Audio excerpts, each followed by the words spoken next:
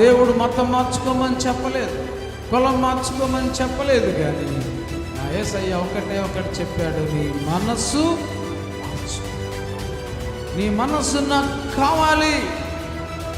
చాలామంది ఒక మతమని, కులమని, మతం మార్పిడి చచ్చిపోతాను. మతం మార్చి ఏమవుతుంది చెప్పండి? మతం మార్చి మతం మార్చాడు నాకు 100 రూపాయలు. మనిషిని చెడగొట్టడానికి ఎంత డబ్బులైనా ఖర్చు పెడతాడు, మనిషిని బాగు చేయడానికి ఒక్కడు 1 రూపాయి ఖర్చు పెట్టాడు. కానీ నా యేసయ్య చేసిన పని ఏంటో తెలుసా? నేను దేవుళ్ళు అనుకున్న ఏ దేవుడు నా కొరకు 1 రూపాయి ఖర్చు పెట్టలేదు. ఇంకా నాయే వాళ్ళు తీసుకున్నారు. నా మనసు మార్చడానికి, ఇంకా అనేక మనసులు మార్చడానికి నా యేసయ్య తన ప్రాణాన్నే మా కొరకు అర్పించాడు. తన ఆఖరి రక్త బొట్టు వరకు నీ కొరకు, నా కొరకు అర్పించాడు. ఆయన్ని పట్టుకొని మతం అని చెప్పి ఆయన్ని ఎడంగా చూపిస్తున్న, ఆయన్ని ఒక రకంగా చిత్రీకరిస్తున్న దేవుని బిడ్డలారా, మత ఛాందస్వాదులారా వినండి. ఒక మనిషి మనసు మతం మార్చదు.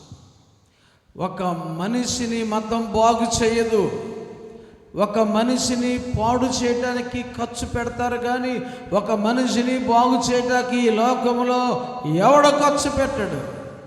ఒక మనిషిని బాగు చేసి ఇక్కడ హ్యాపీగా ఉంచి తదుపరి లోకం విడిచి వెళ్ళిన తర్వాత పరలోక రాజ్య మహిమను చూపించడానికి, ఆ పరలోక రాజ్య మహిమ ఈ లోకంలోనే చూపించడానికి మనిషి తన హృదయంలో పాపాన్ని దాచుకున్నంతకాలం నెమ్మదిగా బతకలేడు, సమాధానంగా ఉండలేడు, సంతోషంగా ఉండలేడు, ధైర్యంగా ఉండలేడు.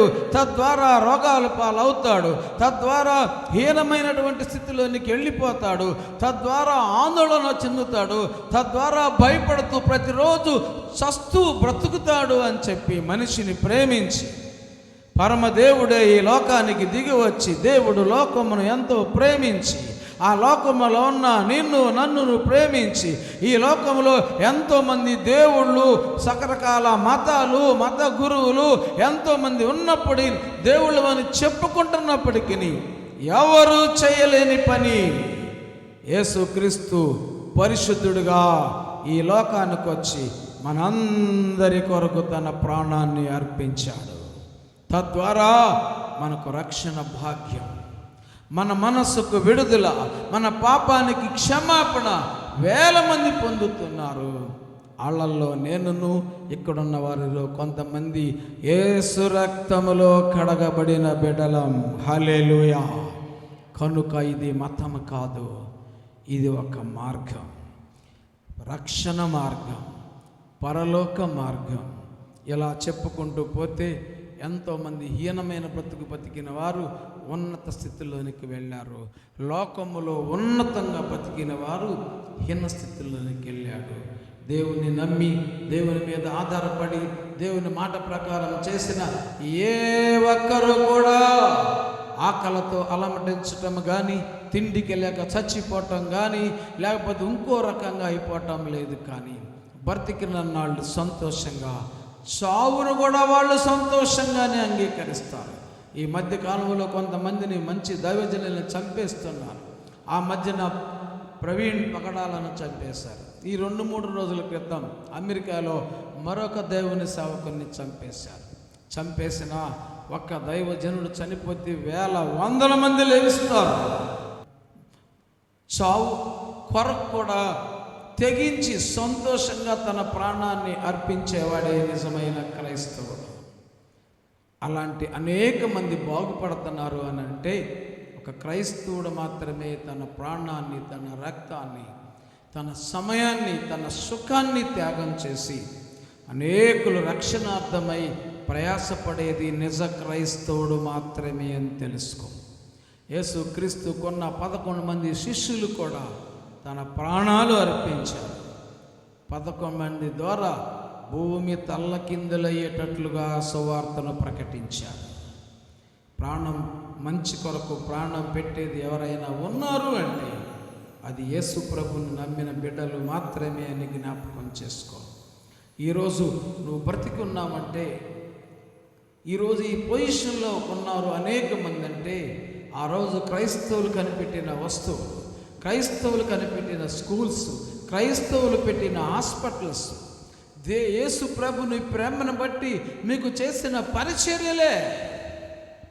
ఒక వ్యక్తి మంచం మీద పడి కొట్టుమిట్టాడుతుంటే అక్కడ సిస్టర్ వచ్చి వాడికి రక్తం ఎక్కిస్తూ ఉంటే, ఆ గాయానికి కట్టుకడుతుంటే, ఈడు పెద్ద కులమోడు, ఆ సిస్టర్ చిన్న కులం అంతే, సిస్టర్ నీ ఏ కులం అని అడుగుతాడు.